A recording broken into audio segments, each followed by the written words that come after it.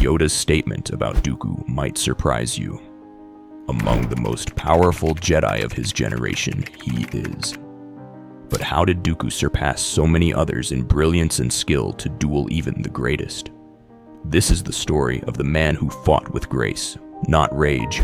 For Count Dooku, the path to mastery began with a form most Jedi had left behind.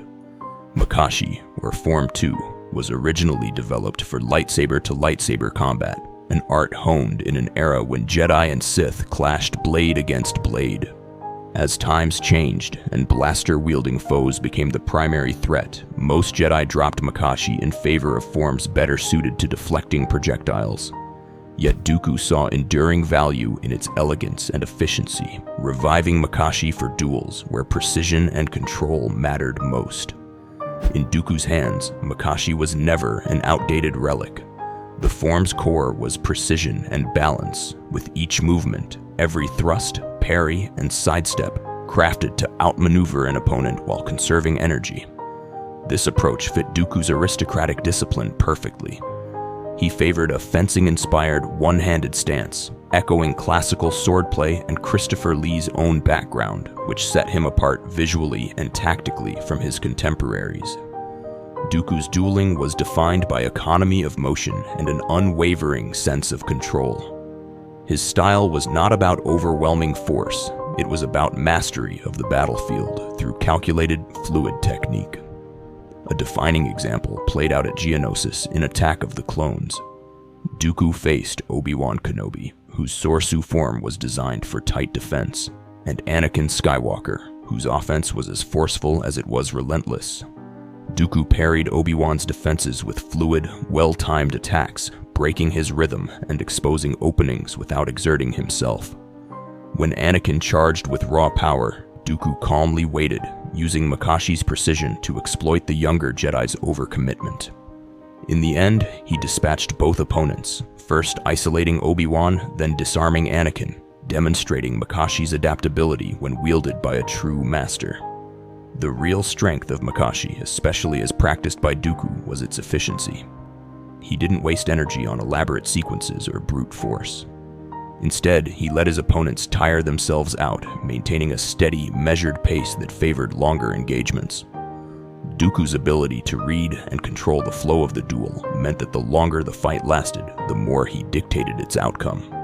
Against foes who relied on aggression or rigid defense, he always found ways to dismantle their strategies, keeping the initiative firmly in his grasp.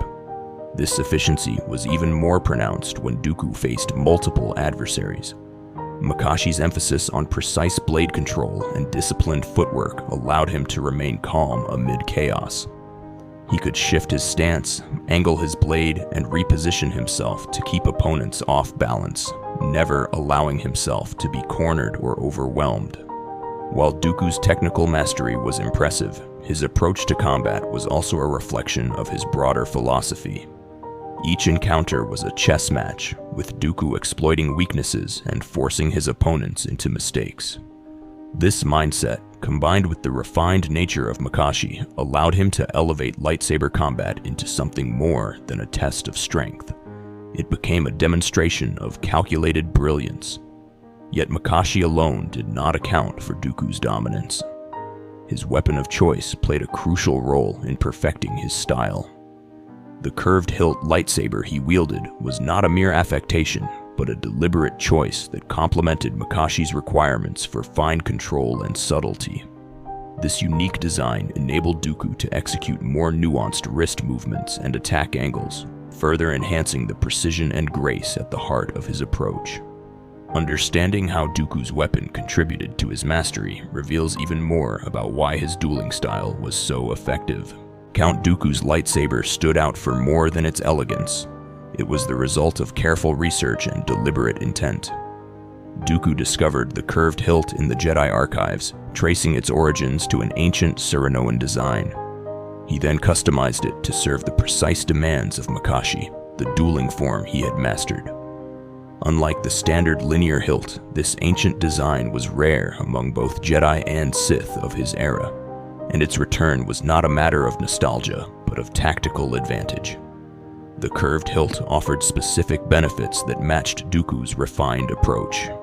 By lining the blade with his forearm, Dooku achieved tighter cuts and more accurate thrusts, exactly the angles Makashi demands. This alignment allowed for subtle changes in attack and defense, enhancing the form's natural efficiency and control. For a duelist who valued precision over brute strength, the weapon became an extension of his will, letting him dictate the pace and shape of any encounter. Dooku's weapon was not just about technical superiority.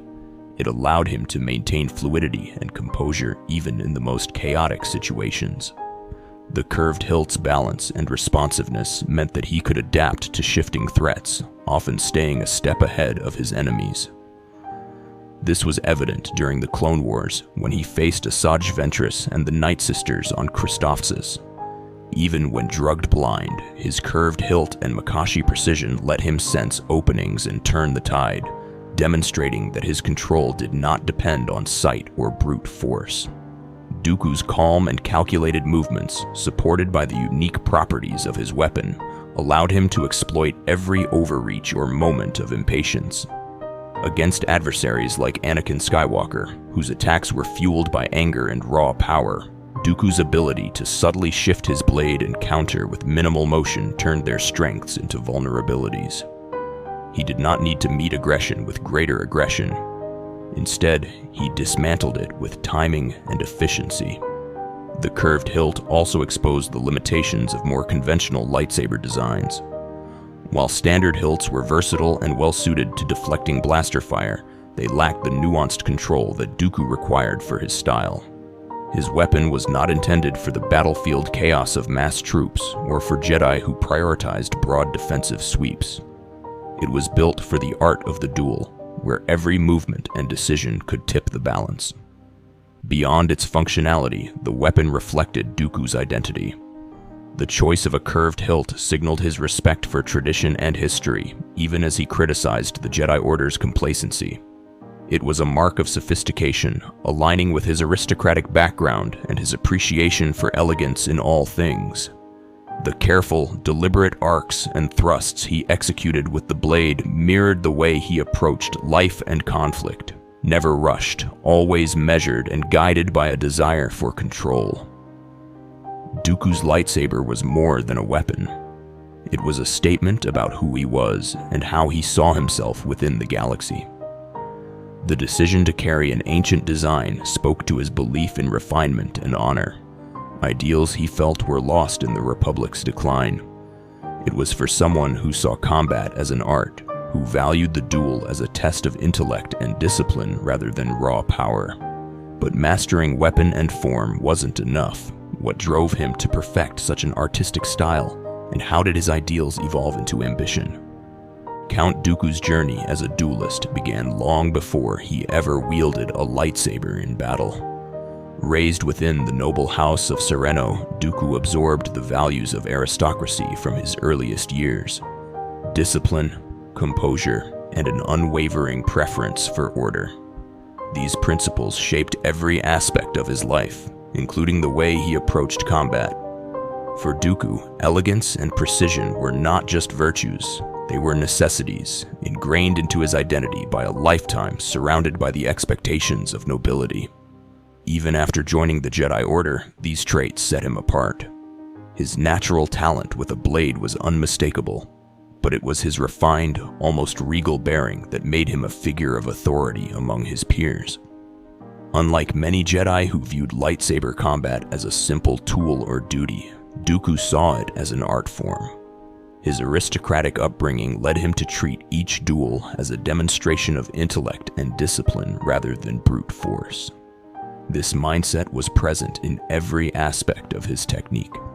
Yet Dooku's adherence to order and efficiency soon clashed with the realities of the Jedi Order and the Republic it served.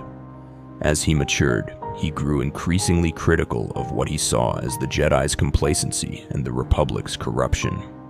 Dooku's disillusionment was not a sudden break, but a gradual process, fueled by his belief that both the Order and the Republic had lost sight of their true purpose.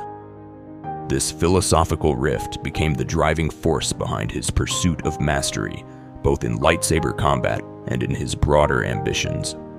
On the battlefield, Dooku's strategic mind was always evident. Against aggressive fighters like Anakin Skywalker, Dooku's calm and calculated responses stood in stark contrast to their raw energy. He let his opponents come to him, parrying and countering with minimal effort, always conserving his strength and maintaining control. When facing Anakin, Dooku didn't try to overpower him. He simply waited until Anakin's relentless attacks created an opening, then struck with precision. This approach was not just a matter of style, it was a reflection of his worldview, where order and intellect prevailed over chaos. Dooku's duel with Obi-Wan Kenobi in Attack of the Clones highlights his tactical prowess. Obi-Wan, a master of the defensive Sorsu form, relied on patience and resilience. Dooku, however, used Makashi's tight arcs and subtle changes in angle to probe Obi-Wan's defenses, never allowing the fight to become a contest of endurance. With each exchange, Dooku dictated the tempo, exposing the limits of Obi-Wan's methodical approach. The duel ended not because Obi-Wan was outmatched in raw skill, but because Dooku's strategy and control left him no room to recover. Dooku's victories were rarely displays of dominance. They were demonstrations of discipline and foresight. Underlying Dooku's combat philosophy was a broader political and personal idealism. He viewed the galaxy as a complex game of power and influence, one that demanded careful planning and a willingness to act decisively. In both politics and combat, Dooku believed that the greatest danger was chaos, the unpredictable, the uncontrolled. His insistence on precision and control was not just about winning duels. It was about imposing order on a galaxy he saw as increasingly disordered. Even his relationship with Yoda, his former master, was shaped by these ideals. Their duel at the end of Attack of the Clones was a rare meeting of equals. Dooku's technique and discipline allowed him to stand toe-to-toe with the Grand Master, a feat few Jedi or Sith could claim. Though Yoda ultimately forced a retreat, Dooku's performance was a testament to the effectiveness of his approach, a blend of aristocratic refinement and strategic genius.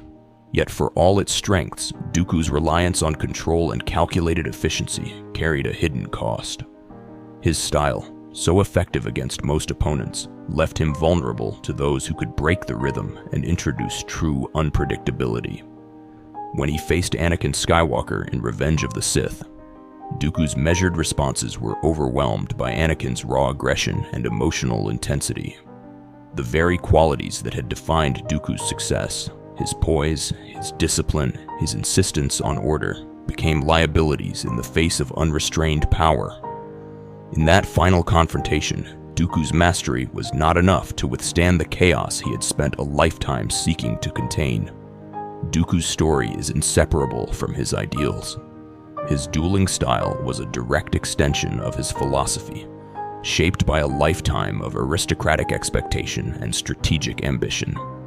The same qualities that made him one of the galaxy's greatest duelists also set the stage for his eventual defeat. This paradox, of strength and vulnerability intertwined, remains at the heart of his legacy, inviting us to consider what truly defines mastery in the art of the duel. In the end, Count Dooku's legacy as a duelist is defined by his ability to blend artistry and strategy in every encounter. His dedication to the Makashi form, combined with the unique advantages of his curved hilt lightsaber, allowed him to approach combat with a level of precision and control that few could match. Dooku's refined style stood apart from the brute force tactics of his peers, reflecting both his noble upbringing and his growing dissatisfaction with the Jedi Order. Even when facing legendary opponents like Yoda, Anakin Skywalker, or Obi-Wan Kenobi, Dooku's composure and technical mastery made him a formidable force. Yet his story is also a reminder that mastery and technique cannot shield against the consequences of unchecked ambition. Dooku's fall illustrates how the pursuit of control, if left unbalanced, can ultimately become a weakness. If you enjoyed this video, don't forget to like, subscribe, and force push that notification button.